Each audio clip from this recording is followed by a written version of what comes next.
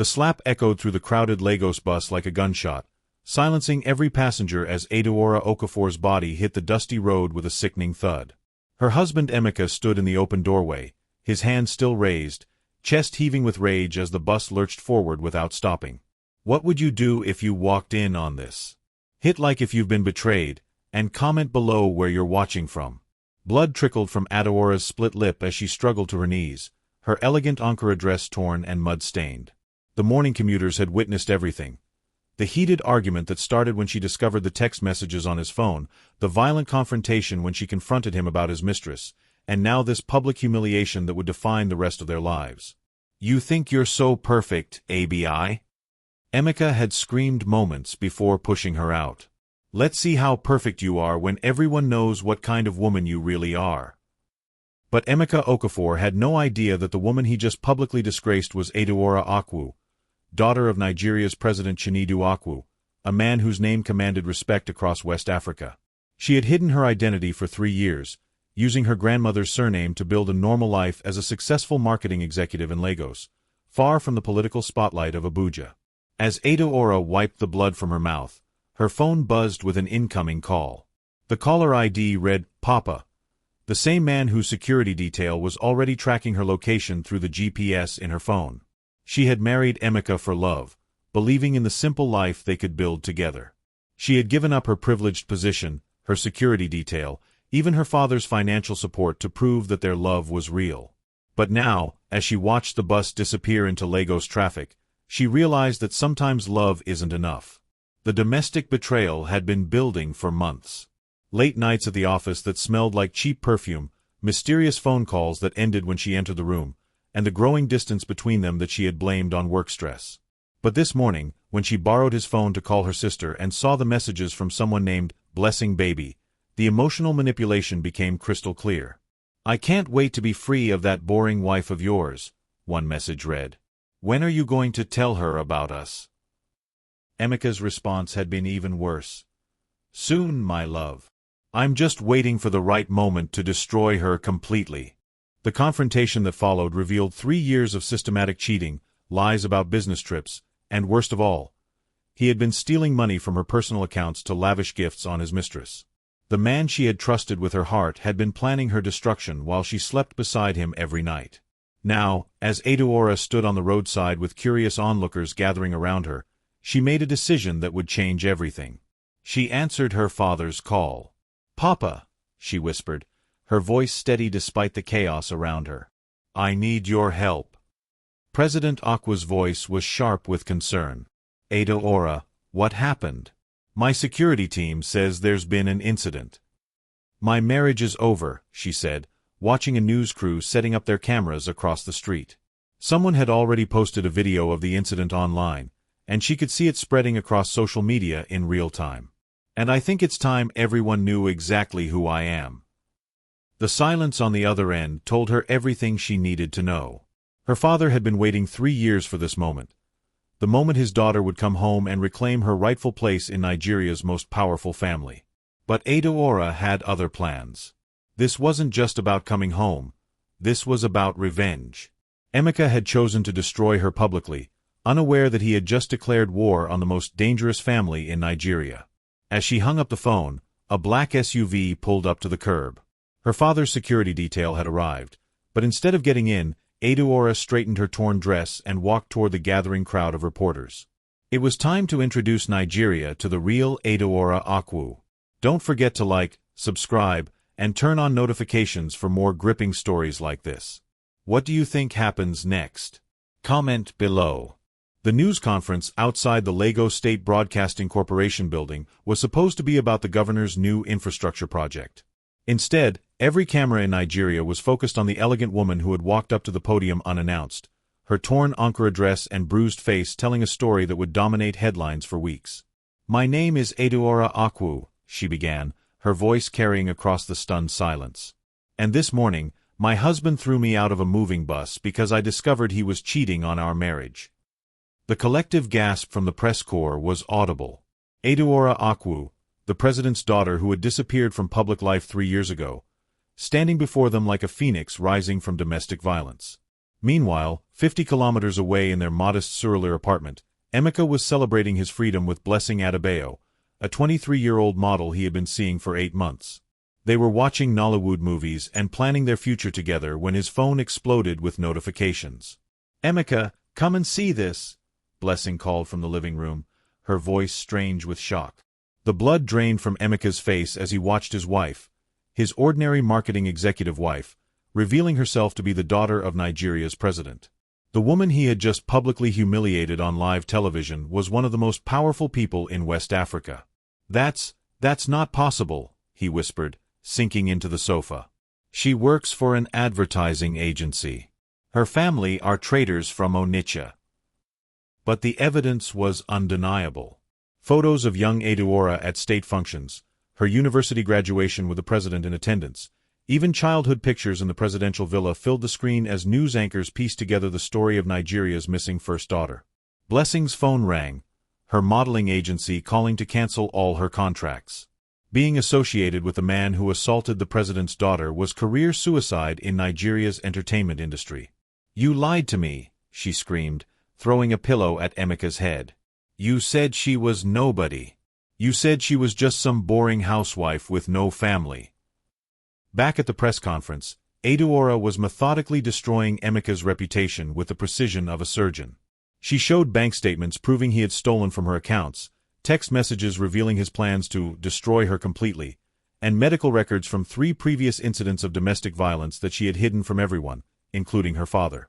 "This is what domestic betrayal looks like," she said, holding up photos of bruises he had given her during their 2nd year of marriage. "This is what emotional manipulation does to a woman who believes in love above everything else." The reporter from Channels Television raised her hand.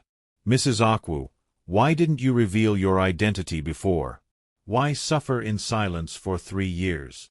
Adaora's smile was sad but resolute. "Because I wanted to believe that love could conquer everything. I wanted to believe that a good man would love me for who I am, not what my family name could give him. I was wrong." As she spoke, her phone buzzed with messages from lawyers, security experts, and powerful friends offering their services. The same political network she had rejected 3 years ago was now mobilizing to protect her. But the most important message came from an unexpected source: Emeka's own mother, Mama Okafor, a respected teacher in their hometown of Enugu. "My daughter," the message read, "I saw what my son did to you on television. I am ashamed. Come home to us. Let me fix what he has broken." The irony wasn't lost on Adaora. The woman who had raised the man who betrayed her was offering the comfort and protection that her own husband should have provided. As the press conference ended and she climbed into the presidential security vehicle, Adaora felt the weight of 3 years of hidden identity lifting from her shoulders. But with freedom came responsibility, and a thirst for justice that would consume everything in its path. Her phone rang again. This time it was her father. "The divorce papers are being prepared," President Akwu said without preamble. "But I assume you want more than just legal separation." Adaora watched Lagos traffic part before their convoy, the same city where she had been humiliated now bowing to her true identity. "I want everything, Papa," she said quietly. "His business licenses, his bank accounts, his reputation. I want him to understand what it means to be destroyed completely." And the girl. Adaora thought about Blessing, the young woman who had unknowingly helped destroy a marriage. She was a victim too, in her own way, manipulated by a man who specialized in lies. "Leave her alone," Adaora decided. "She'll suffer enough just from being associated with him. This is between me and my husband." As their convoy pulled into the presidential guest house in Victoria Island, Adaora saw Emeka's face on every television screen in the lobby. He was surrounded by reporters outside their apartment building, stammering excuses and denying everything despite the evidence she had just presented to the nation. But tomorrow would bring a new kind of justice. Tomorrow, she would visit the businesses that had trusted Emeka Okafor with their contracts, the banks that had approved his loans, and the friends who had believed his lies about his ordinary wife. They would all learn the price of crossing the Akwu family. Don't forget to like, subscribe, and turn on notifications for more gripping stories like this. What do you think Emeka deserves? Comment below. The Lagos Island office of Okafor Enterprises was a modest two-room space on the third floor of a commercial building, far from the gleaming towers of Victoria Island where real power resided. By 9 a.m., it was surrounded by federal agents, bankruptcy lawyers, and journalists documenting the spectacular fall of a man who had awakened a sleeping giant. Emeka sat behind his desk, watching his business empire crumble in real time. The phone hadn't stopped ringing since dawn, clients canceling contracts, suppliers demanding immediate payment, and banks calling in loans that he could no longer service. "Mr. Okafor," his secretary Kemi whispered from the doorway, "there are men from the EFCC here to see you." The Economic and Financial Crimes Commission agents who walked into his office carried briefcases full of evidence that would change his life forever. Bank records showing suspicious transactions, contracts obtained through false representation, and tax evasion spanning 3 years. "We have a warrant for your arrest," the lead agent announced, placing handcuffs on the table. "Financial fraud, money laundering, and identity theft." Identity theft, the charge that would destroy him completely. By using his connection to Adaora Okafor to secure business deals, never revealing that she was actually Adaora Akwu, he had defrauded dozens of companies who thought they were partnering with the president's son-in-law. At the presidential guest house, Adaora was receiving a very different kind of visit. Her childhood friend Chioma Nwankwo, now Nigeria's youngest Supreme Court justice, sat across from her with divorce papers that would make legal history. "I've never seen anything like this," Chioma said, flipping through the documents.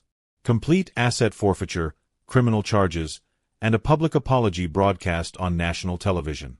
"You're not just divorcing him, you're erasing him from existence." Adaora sipped her tea calmly, her bruises now hidden under expertly applied makeup. "He chose to make our private pain a public spectacle. I'm simply returning the favor." "And what about his family? His mother sent you that message yesterday." For the first time since the bus incident, Adaora's composure cracked slightly. Mama Okafor had been kind to her during their marriage, treating her like the daughter she never had. The old woman was innocent in her son's betrayal. "His family will be protected," Adaora decided. "But Emeka himself, he wanted to destroy me completely. Now he'll understand what that actually means." Across town, Blessing Adebayo was learning the price of being associated with Nigeria's most hated man. Her modeling contracts had been cancelled, her apartment lease terminated, and her family in Ibadan was receiving death threats from angry citizens who blamed her for corrupting a married man. She sat in Emeka's apartment, the same space where they had celebrated his freedom just 24 hours ago, watching her lover being arrested on live television. "This is all your fault," she screamed at the television screen. "You told me she was nothing. You said her family were nobodies." But Emeka couldn't hear her accusations. He was being perp-walked through Lagos traffic, photographers capturing every moment of his public disgrace. The man who had thrown his wife out of a moving bus was now experiencing his own very public downfall. The text message that arrived on Adaora's phone at noon changed everything again.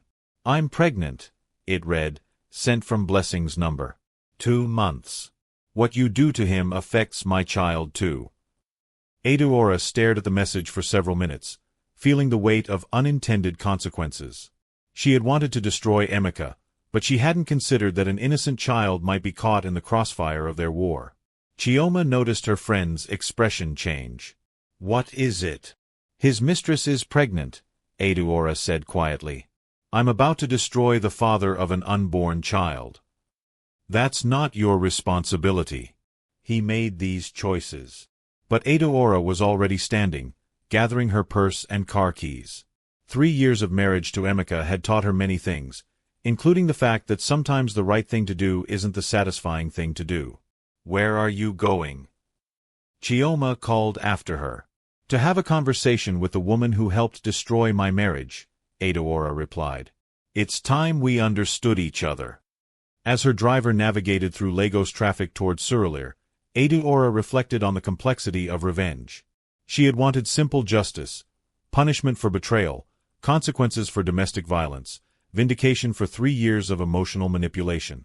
Instead, she was discovering that real life was messier than legal documents and press conferences. Real life included pregnant mistresses and grieving mothers and unborn children who would grow up knowing their father as a national disgrace. But some truths remained unchanged. Emeka had chosen violence over conversation, public humiliation over private resolution, and systematic betrayal over faithful marriage. Those choices had consequences that extended far beyond their personal relationship. Her phone buzzed with an update from the EFCC. Emeka's assets were being frozen, his business associates were being questioned, and the full scope of his financial crimes was becoming clear. The man who had stolen from his wife to lavish gifts on his mistress had also been stealing from his clients, his partners, and the Nigerian taxpayers. Maybe his destruction was justice after all. What do you think about Adaora's decision to visit Blessing? Should she show mercy or continue her revenge? Comment your thoughts on this betrayal. Don't forget to like, subscribe, and turn on notifications for more incredible stories. The knock on the door came at sunset, when Blessing was packing the last of her belongings into cardboard boxes.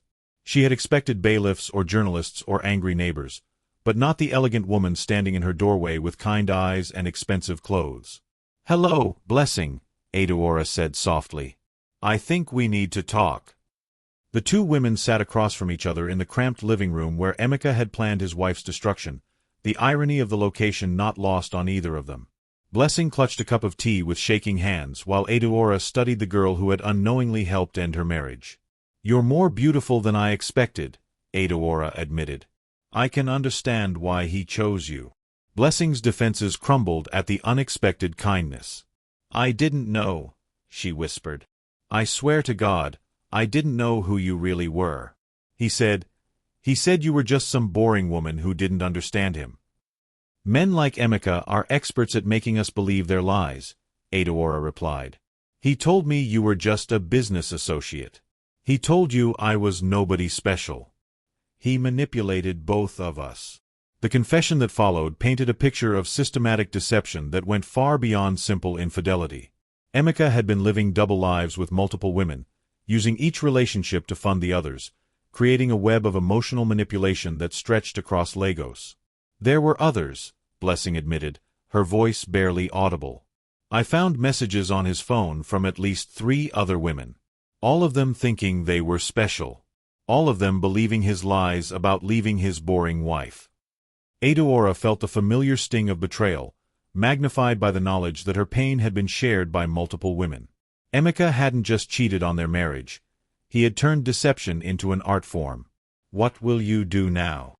Adaora asked, glancing at Blessing's pregnant belly. "I don't know. My family won't take me back. The modeling agencies won't hire me. And now—" She gestured helplessly at the television, which was broadcasting another news report about Emeka's arrest. Adaora made a decision that would surprise everyone, including herself. "I'm going to help you," she said simply. "What?" "Not because I forgive what happened between you and my husband, but because you're carrying an innocent child who doesn't deserve to suffer for their father's crimes." The arrangement Adaora proposed was unprecedented in Nigerian high society.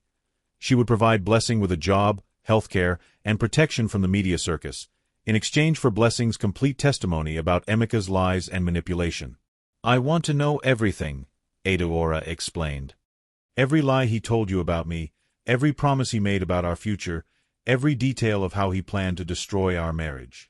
I want the complete truth." Meanwhile, in a detention cell at the EFCC headquarters in Ikoyi, Emeka was discovering the price of underestimating his wife's family connections. The charges against him had expanded to include international money laundering, after investigators discovered he had been moving stolen funds through shell companies in Ghana and the UK. His lawyer, a overworked public defender who had been assigned to his case, delivered the devastating news with the efficiency of a man who had seen too many fallen titans. "They have everything," he said, spreading files across the metal table. "Bank records, recorded phone calls, testimony from your business associates, and now your pregnant girlfriend is cooperating with federal investigators." "Blessing would never betray me," Emeka insisted. "She already has. 3 hours of recorded testimony about your systematic fraud, your plans to leave your wife financially destroyed, and your confession about stealing money from joint accounts to fund your lifestyle." The reality of his situation was finally sinking in. This wasn't just a marital dispute that had gotten out of hand. This was a federal investigation that could result in 20 years in prison. I want to make a deal, Emeka said desperately. His lawyer shook his head. There is no deal. You assaulted the president's daughter on live television and stole money from Nigeria's most powerful family. You're going to prison, Mr. Okafor. The only question is how long. Back in Surulere, Adaora was learning details about her marriage that shattered every remaining illusion about the man she had loved. He used to laugh about you, Blessing admitted, tears streaming down her face. He called you his insurance policy, said your family connections would make him rich and powerful. He never loved you, Adaora. He was just using you. The word should have hurt, but instead Adaora felt a strange sense of relief. The guilt she had carried about destroying Emeka's life was evaporating as she understood the true scope of his betrayal. There's something else, Blessing continued. He was planning to divorce you after he got his business established. He was going to claim you were mentally unstable, take half your assets, and leave you with nothing. Adaora's phone buzzed with a message from her father. Federal prosecutors want to add attempted fraud and conspiracy charges. Do I have your permission? She looked at Blessing, this young woman who was carrying her husband's child but had never been loved by him either. Two victims of the same man's systematic cruelty. Yes, she texted back. Add every charge you can find. Justice wasn't just about personal revenge anymore.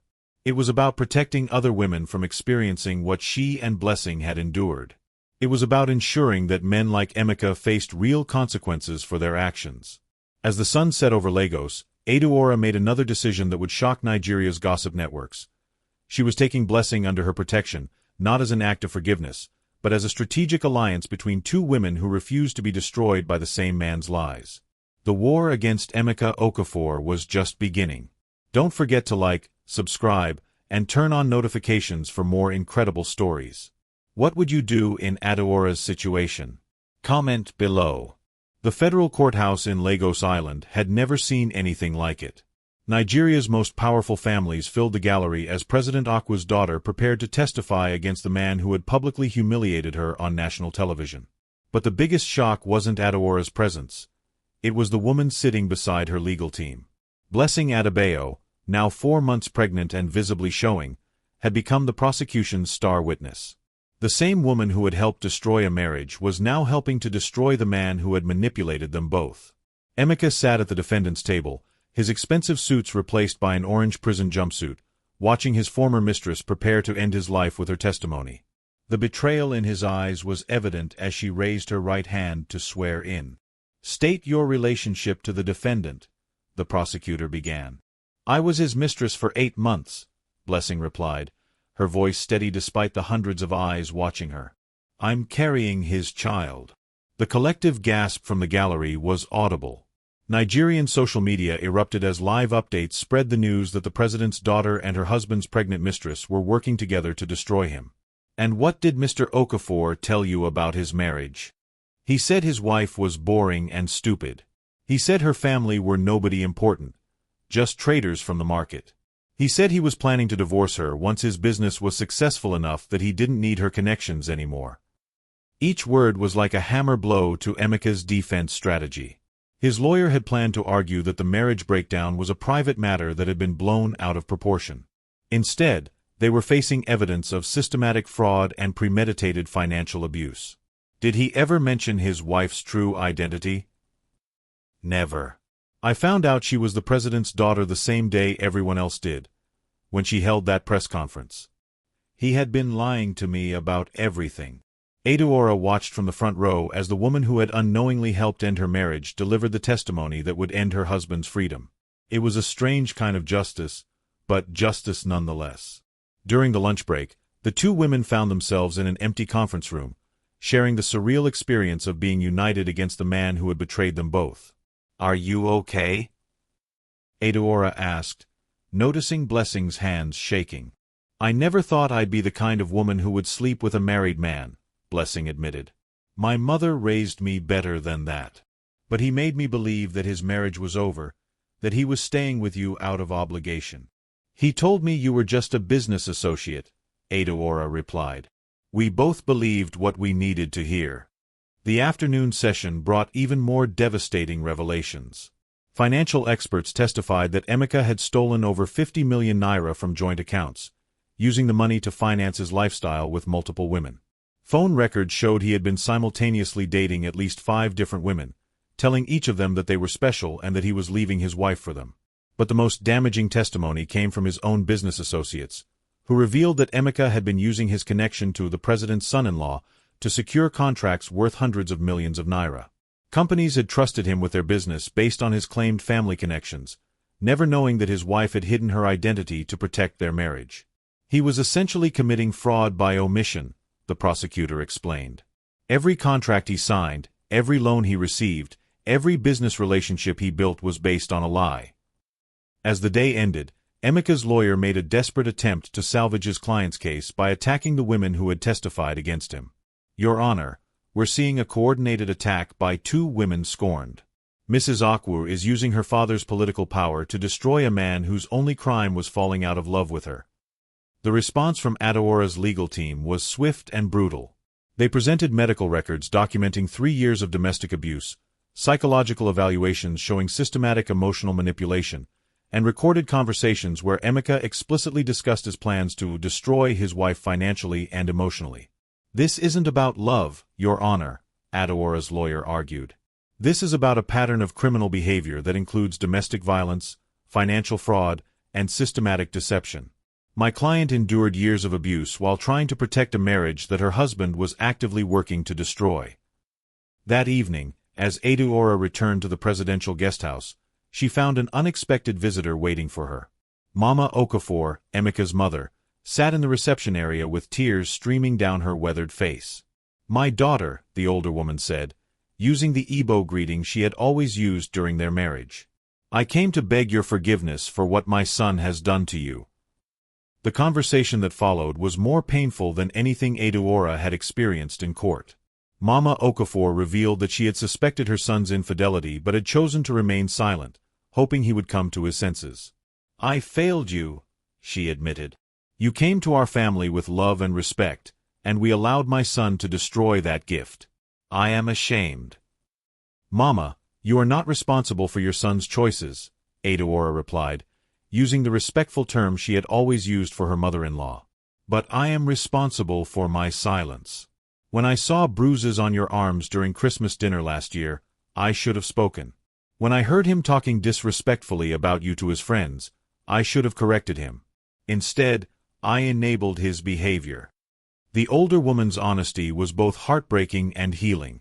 She was offering the accountability that Emeka had never provided, acknowledgement that the abuse had been real and that Adaora had deserved better. "There is one more thing," Mama Okafor continued. "His father left him a small house in our village. It's not much, but it's free and clear of debt. I want you to have it. Mama, I don't need. Not for yourself. For the child that girl is carrying. My grandchild doesn't deserve to suffer for their father's crimes." As the older woman left, Adaora realized that justice was more complex than she had imagined. Destroying Emeka was necessary, but protecting the innocent people caught in his web, his unborn child, his grieving mother, even his manipulated mistress, was equally important. The next morning would bring the final day of testimony, and with it, the verdict that would determine whether Emeka Okafor spent the next 2 decades in prison.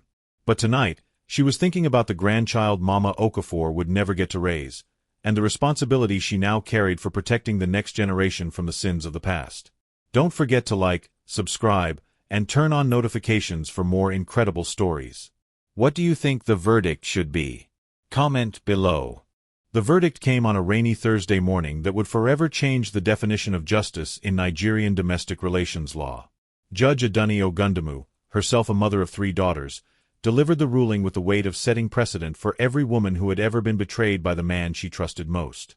"Mr. Emeka Okafor," she began, her voice carrying across the packed courtroom, "you have been found guilty on all counts of financial fraud, domestic abuse, identity theft, and conspiracy to commit embezzlement." Emeka's legs gave out as the full weight of his sentence hit him. 25 years in federal prison, complete asset forfeiture, and a restraining order preventing him from contacting his wife, his former mistresses, or his unborn child. But Judge Ogundamu wasn't finished. "This case represents more than just the downfall of one man," she continued. It represents a message to every person who believes they can use domestic violence, emotional manipulation, and systematic betrayal as tools of control. The court finds that your actions constitute not just criminal fraud, but a form of domestic terrorism designed to destroy your wife's sense of self-worth and independence. The gallery erupted in applause, led by women's rights activists who had packed the courtroom to witness what many were calling the most important domestic abuse case in Nigerian legal history.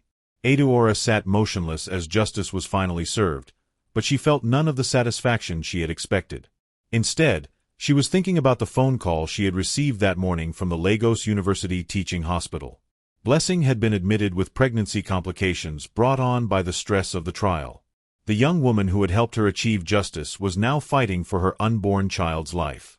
After the sentencing, Adaora ignored the reporter's shouting questions and drove directly to the hospital. She found Blessing in a private room, hooked up to monitors and surrounded by the kind of medical care that money could buy. "Why are you here?" Blessing asked weakly. "Because someone needs to care about that baby you're carrying," Adaora replied, settling into the chair beside the bed. "And unfortunately, their father just became unavailable for the next quarter century." The irony of the situation wasn't lost on either woman. The man who had manipulated them both into destroying each other had ultimately united them in ways that his love never could have achieved. "I'm scared," Blessing admitted. "The doctors say the stress might cause me to lose the baby. And even if I don't, what kind of life can I give a child when everyone knows their father is a convicted criminal?" Adaora had been thinking about the same question since Mama Okafor's visit. The child Blessing was carrying would grow up with the burden of their father's crimes, just as Adaora had grown up with the burden of her father's political power. "I have a proposition for you," she said carefully. "It's going to sound crazy, but I think it might work." The plan Adaora outlined was unprecedented in Nigerian society. She would legally adopt Blessing's child as her own, giving them the protection and privileges of the Aqua name while allowing Blessing to remain in their life as a beloved aunt. "You want to raise your ex-husband's illegitimate child?" Blessing asked, incredulous. "I want to raise an innocent child who deserves better than being defined by their father's crimes," Adaora corrected. "And I want to prove that women can create families built on choice and love rather than just biology and marriage." The media reaction to Adaora's announcement was explosive. Conservative voices condemned her decision as unnatural and immoral. Progressive voices celebrated it as revolutionary. International women's rights organizations hailed it as a new model for supporting victims of domestic abuse. But the reaction that mattered most came from President Akwu himself, who called his daughter into a private meeting at the Aso Rock Villa in Abuja. "You've made your point," he said, gesturing at newspaper headlines that covered every surface of his private study. "Emeka is in prison, you've been vindicated publicly, and the legal precedent has been set. But now you want to raise his illegitimate child? Why?" "Because someone has to break the cycle, Papa," Adaora replied. Emeka became the man he was partly because no one ever taught him that actions have consequences. His mother enabled his behavior, his friends celebrated his conquests, and society rewarded his manipulation of women. This child deserves better. President Akwu studied his daughter with the same analytical gaze that had made him one of Africa's most respected leaders. She had returned to him changed by her experiences, stronger but also more compassionate. "And what about your own future?" he asked. "Your own chance at happiness?" "My happiness isn't dependent on a man anymore, Papa. I've learned that the hard way." The conversation was interrupted by a call from Lagos. Blessing had given birth prematurely to a healthy baby girl, and she was asking for Adaora. As her presidential convoy raced back to Lagos, Adaora reflected on the strange journey that had brought her to this moment. 6 months ago, she had been a woman trying to save a failing marriage through love and compromise. Today, she was about to become a mother to the child of the man who had tried to destroy her. But perhaps that was what real strength looked like. Not just the power to destroy your enemies, but the wisdom to protect the innocent casualties of their choices. The baby girl she held for the first time that evening was perfect. 10 fingers, 10 toes, and completely unaware that her existence had already changed the course of Nigerian legal and social history. "What will you call her?" Blessing asked from her hospital bed. Adaora looked down at the tiny face that somehow managed to look like both her father and mother while still being completely her own person. "Canny Insula," she said softly. "God adds to my joy." Because despite everything, the betrayal, the public humiliation, the legal battles, and the complex web of relationships that had brought them all to this moment, this child represented the possibility of new beginnings built on better foundations. The war with Emeka was over. The work of building something better was just beginning. Share this incredible story with someone who needs to see that even the deepest betrayal can lead to unexpected blessings. What do you think of Adaora's decision? Comment below and don't forget to like, subscribe, and turn on notifications. 2 years later, the compound in Banana Island had been transformed from a bachelor pad into something resembling a small village. Baby Canny Insula's laughter echoed through rooms that had once hosted business meetings and political strategy sessions, while Blessing pushed her daughter on a swing set that overlooked Lagos Lagoon. Adaora watched from the kitchen window as she prepared for the most important meeting of her new life. The documentary crew from CNN International was arriving in an hour to interview her about the Aqua model, the revolutionary approach to domestic abuse recovery that had been adopted by women's organizations across Africa. "Mama Ada," Canny Insula called out, using the name she had learned for the woman who tucked her in every night. At 18 months old, she was already showing signs of the intelligence that ran in both sides of her complicated family tree. The doorbell announced the arrival of someone unexpected. Chioma Nwankwo, now serving as Nigeria's Attorney General, carrying a briefcase that usually meant serious legal business. "We need to talk," she said, her expression grim as she entered the living room where Adaora's new life was on full display. Photos of Canny Insula's first steps, Blessing's graduation from the business school Adaora had sponsored, and the three of them at various family events covered every surface. "What's wrong?" Adaora asked, immediately sensing trouble. "Emeka is filing an appeal. His new lawyer thinks they've found grounds to overturn the conviction." The words hit Adaora like a physical blow. After 2 years of peace, of building something beautiful from the ashes of betrayal, the man who had tried to destroy her was reaching out from his prison cell to shatter her world again. "On what grounds?" "Prosecutorial misconduct. They're claiming that your father's political influence compromised the investigation and that the evidence was obtained illegally." Adaora sank into her chair, watching Canny Insula play with blocks in her custom-built playroom. The little girl who called her Mama had no idea that her biological father was trying to find a way back into their lives. "There's more," Chioma continued reluctantly. "If the appeal succeeds, he's demanding custody rights. His lawyer is arguing that you manipulated Blessing into giving up her maternal rights through coercion and financial pressure. The accusation was particularly cruel because there was a grain of truth to it. Adaora had used her resources to provide Blessing with education, healthcare, and security, advantages that the young woman could never have afforded on her own. But she had done it out of love for an innocent child, not manipulation. "Where is he getting the money for these lawyers?" Adaora asked. "That's the real problem. His legal team is being funded by the Patriarchy Defense Fund, that new organization that's been fighting women's rights cases across West Africa. They see your situation as a threat to traditional marriage structures." Outside, Blessing was teaching Canny Insula to count in both English and Igbo, unaware that the peaceful life they had built was under attack. The young woman had flourished in the stability Adaora provided, completing her degree in business administration and starting her own small fashion company with Adaora's support. "What are our options?" "Fight it in court again. But this time, we can't rely on the shock value of his crimes. The novelty has worn off, and there's a growing backlash against what some people are calling feminist overreach in your case." Adaora's phone buzzed with a text message from an unknown number. "Enjoying playing house with my daughter? See you in court. E." The fact that Emeka had somehow found a way to contact her directly from federal prison was chilling enough. But the possessive way he referred to Canny Insula made her blood run cold. "He's been in contact with other people too," Chioma revealed. "Some of his old business associates, a few politicians who resented your father's involvement in the case, and apparently several women who claim you've been portraying them unfairly in the media." The systematic nature of the attack was becoming clear. This wasn't just a legal appeal.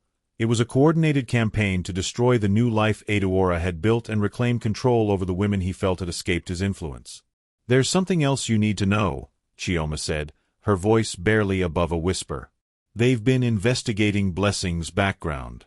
They found out about her father. Blessing's father was a detail they had all agreed never to discuss. Chief Adaora had been a minor politician in Oyo State who had been arrested for corruption when Blessing was 15.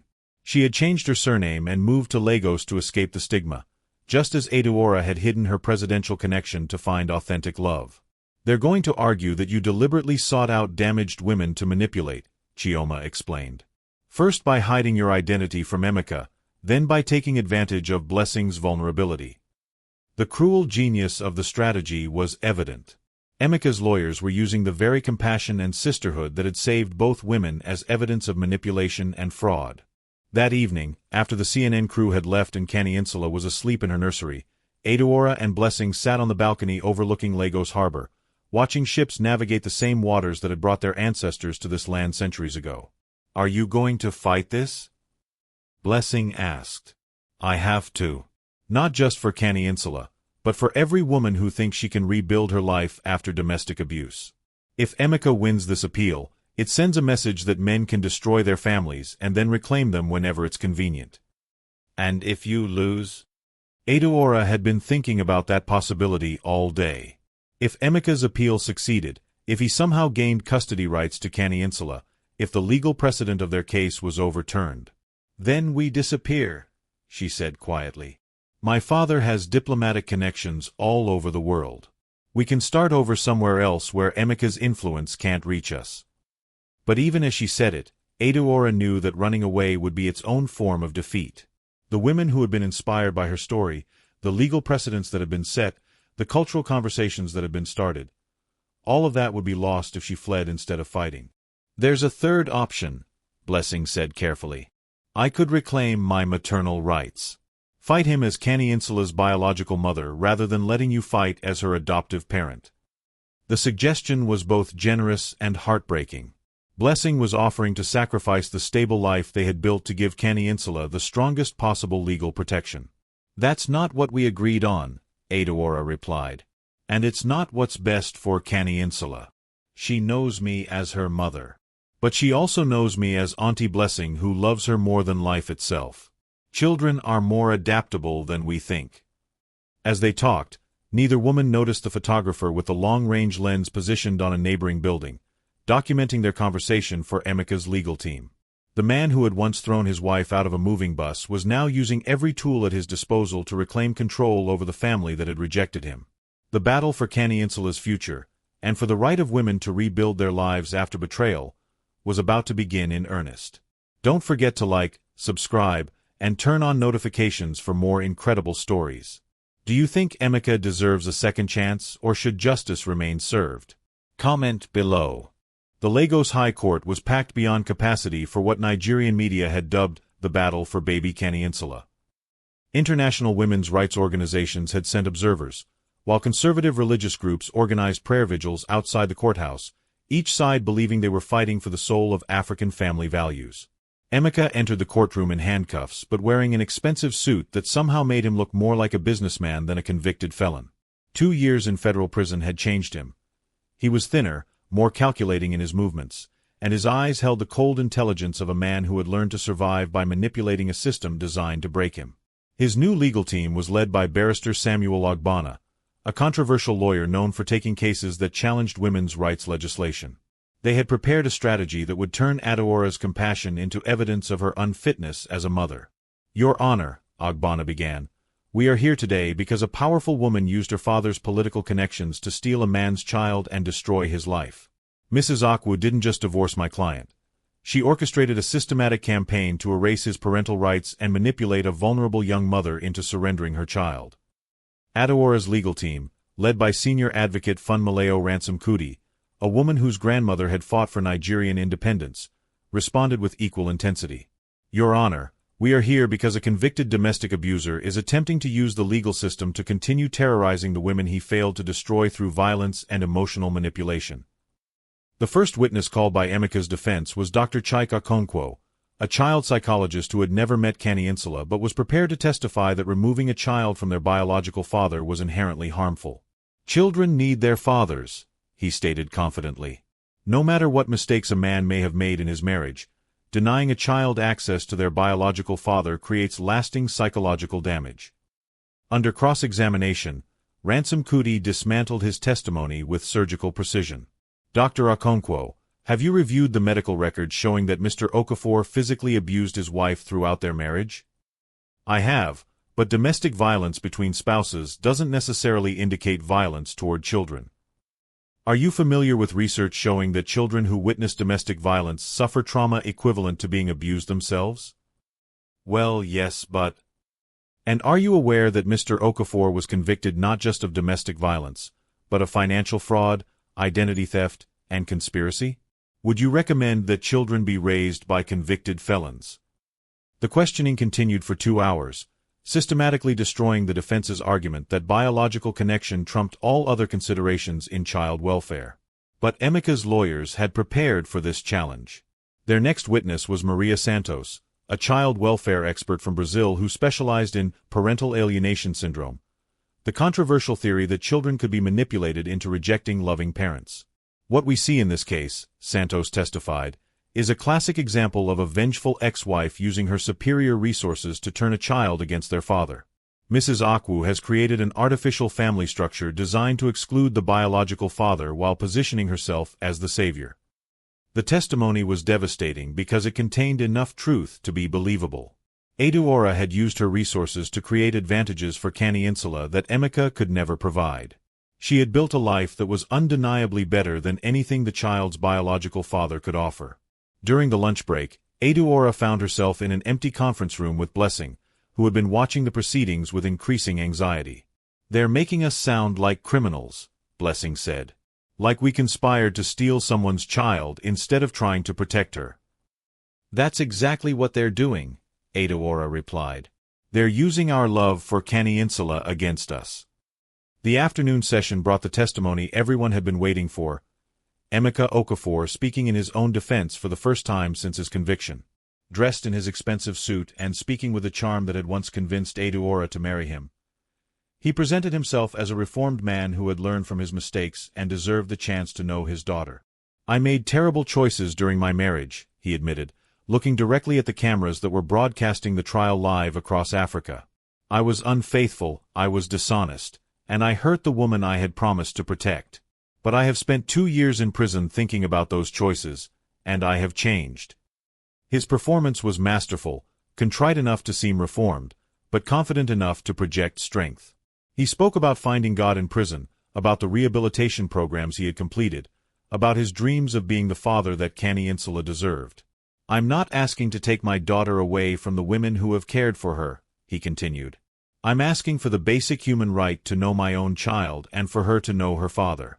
Every child deserves to understand where they come from." The gallery murmured approval from his supporters, while Adaora felt a familiar chill as she recognized the manipulative charm that had once made her believe in their marriage. But Ransom Kuti was prepared for this performance. When she rose to cross-examine Emeka, she carried a folder thick with documentation. "Mr. Okafor, you speak beautifully about redemption and fatherhood. But let's talk about your actions since being incarcerated. Have you been sending threatening messages to my client?" "I have not threatened anyone. Let me read you a message sent from your prison account 3 weeks ago. Tell that which she can't keep what's mine forever. I'm coming for my daughter and there's nothing her corrupt family can do to stop me. Do you remember sending that message?" Emeka's composure cracked slightly. "I was angry. I had just learned about the adoption proceedings. And this message sent to Ms. Adebayo, you betrayed me for money and privilege. When I get out, you'll remember why you used to be afraid of disappointing me. Were you angry when you sent that one too?" The systematic presentation of threatening messages, bribes attempted through intermediaries, and efforts to manipulate other inmates into carrying messages continued for an hour. By the time Ransom Kuti finished, the reformed man had been revealed as the same manipulative abuser he had always been. But the most damaging testimony came from an unexpected source. Mama Okafor, Emeka's own mother, who had asked to testify on behalf of Adaora and Blessing. "My son is my blood," she said, her voice strong despite her 70 years. "But he is not a good man. I have watched him lie and cheat and hurt people his entire life, and I will not watch him destroy an innocent child the way he destroyed his marriage. The courtroom fell silent as she continued. Adaora showed my granddaughter more love in 2 years than my son showed anyone in 35 years. If you give him custody, you will be giving a lamb to a wolf. As the day ended, both sides prepared for the judge's decision that would determine not just Kani-Insula's future, but the precedent for domestic abuse cases across Nigeria. That evening, Adaora returned home to find Kani-Insula playing with building blocks, completely unaware that her entire world hung in the balance of a legal decision. "Mama Ada," the little girl said, running to embrace the only mother she had ever known, "play with me." As Adaora knelt to build towers with her daughter, she realized that regardless of what happened in court, they had already built something that no judge could take away, a family built on choice, love, and protection rather than biology and legal obligation.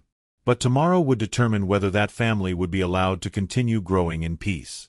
Don't forget to like, subscribe, and turn on notifications for more incredible stories. What do you think the judge should decide?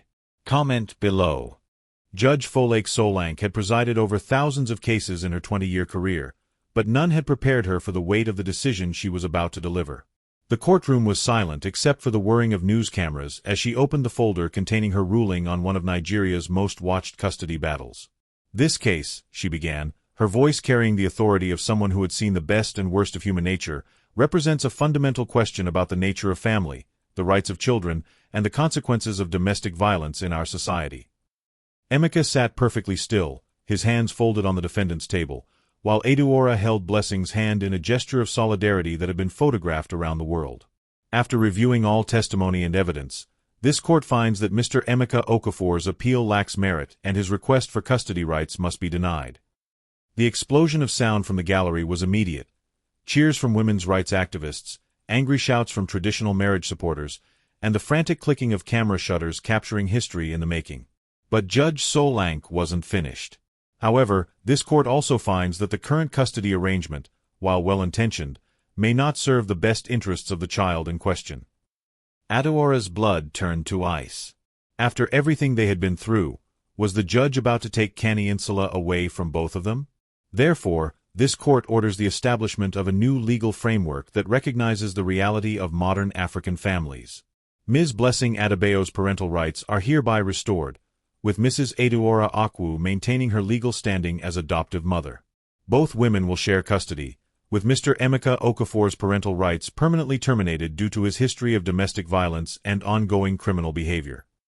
The ruling was unprecedented in Nigerian law, a child with 2 legal mothers and no legal father, protected by the state from the man whose violence had created the need for such extraordinary measures.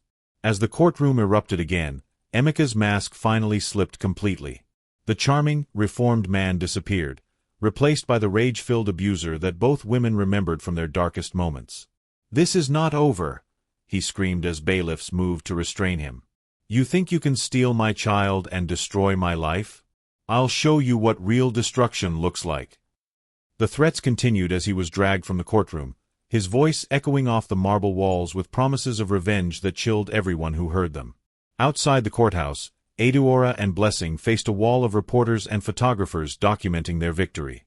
The questions came fast and loud, but both women had prepared for this moment. "We didn't win today," Adaora said into the forest of microphones. "Kani-Insula won. Every child who will be protected from domestic violence won. Every woman who will have the courage to leave an abusive relationship because she knows the law will protect her children won." But their celebration was short-lived. As their convoy pulled away from the courthouse, Adaora's phone rang with a call that would change everything again. "Ma'am," her security chief's voice was tense. "We have a problem. Emeka Okafor never made it back to prison." The words hit her like a physical blow. "What do you mean?" "The transport van was attacked 20 minutes ago. 2 guards are in the hospital, and Emeka is missing. We believe he had inside help." As police sirens wailed across Lagos and roadblocks went up around the city, Adaora realized that the legal victory they had just achieved meant nothing if Emeka was free to carry out his threats. Her phone buzzed with a text message from an unknown number. "Courtrooms can't protect you forever. See you soon. E." The man who had once thrown her out of a moving bus was now a fugitive with nothing to lose and a burning desire for revenge against the women who had exposed his true nature to the world. "What do we do now?" Blessing asked, clutching Caninsula protectively as their security convoy raced toward the safe house that had been prepared for exactly this scenario. "We disappear," Adaora replied, making the hardest decision of her life. "At least until they catch him." But as Lagos faded in the rearview mirror and they headed toward the airport where her father's private jet was waiting, Adaora knew that running away felt like letting Emeka win again.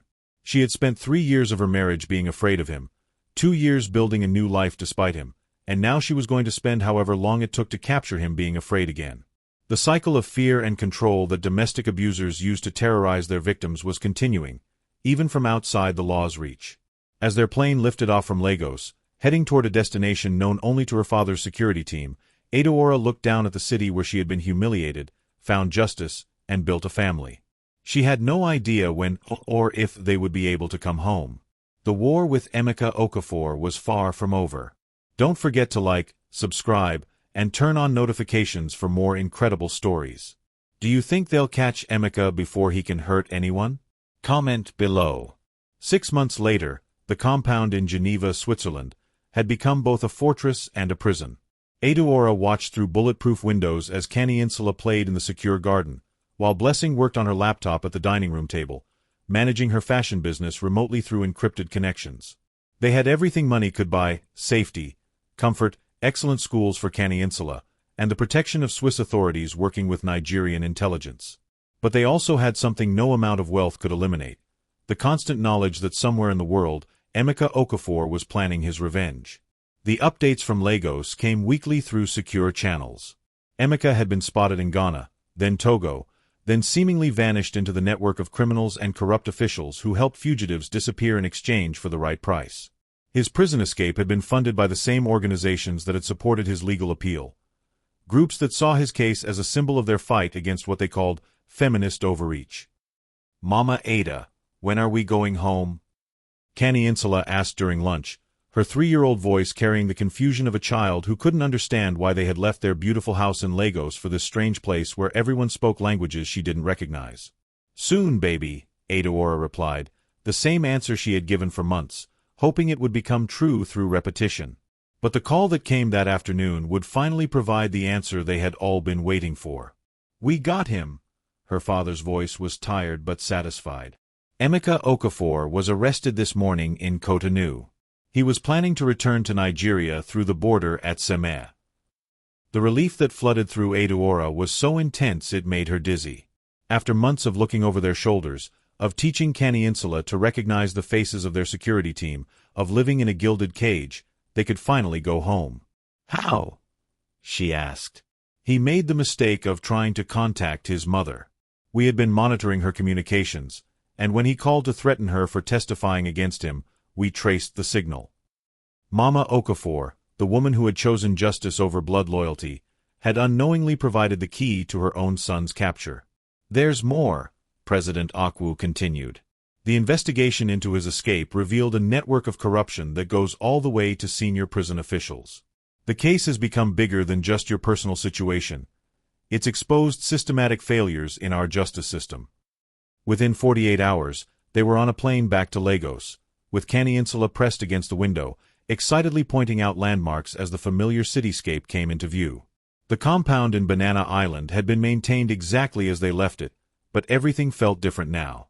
The fear that had driven them away had been replaced by a sense of completion, of a story finally reaching its proper ending. Emeka's second trial was swift and decisive. The additional charges of prison escape, conspiracy, and threatening government officials added another 15 years to his sentence. This time, he would be held in maximum security with no possibility of contact with the outside world. But the most important moment came when Judge Solanke formally recognized the Akwu family model as a legitimate family structure under Nigerian law, setting a precedent that would protect other women and children in similar situations. "This case has taught us that family is not just about biology," she ruled. "It's about love, protection, and commitment. The law must evolve to protect all forms of family that serve the best interests of children." 5 years after Emeka had thrown his wife out of a moving bus, Adaora stood in the same Lagos courthouse where she had first revealed her identity, but this time she was there for a celebration rather than a confrontation. Blessing was graduating from law school, having decided to dedicate her life to helping other women navigate the legal system that had once seemed designed to protect their abusers rather than their victims. "I want to be the lawyer I needed when I was 19 and pregnant and terrified," she explained to the crowd of supporters who had gathered to celebrate her achievement. Insula, now 8 years old and wise beyond her years, understood more about her unique family structure than most adults. She had 2 mothers who loved her, grandparents who doted on her, and no memory of the man whose violence had created the circumstances of her unusual upbringing. "Mama Ada," she said during Blessing's graduation celebration, "my friend at school says families are supposed to have a mommy and a daddy. But I think having 2 mommies is better because I get twice as much love." The wisdom of an 8-year-old had distilled the complex legal and social battles of the previous 5 years into a simple truth. Love multiplied is always better than love divided by fear and control. As the evening wound down and guests began to leave, Adaora found herself on the same balcony where she and Blessing had once planned their resistance to Emeka's appeal. But now, instead of strategizing for battle, they were planning for peace. "Do you ever regret it?" Blessing asked. "The way everything turned out?"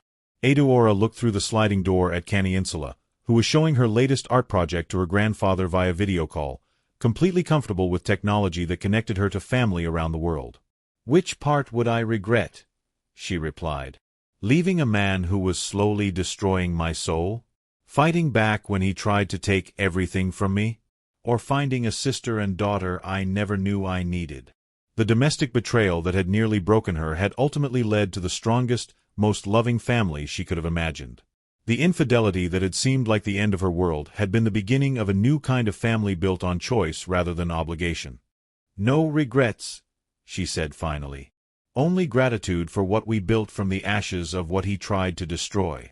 As Lagos settled into evening around them, 3 generations of women who had refused to be defeated by one man's cruelty continued building their future together.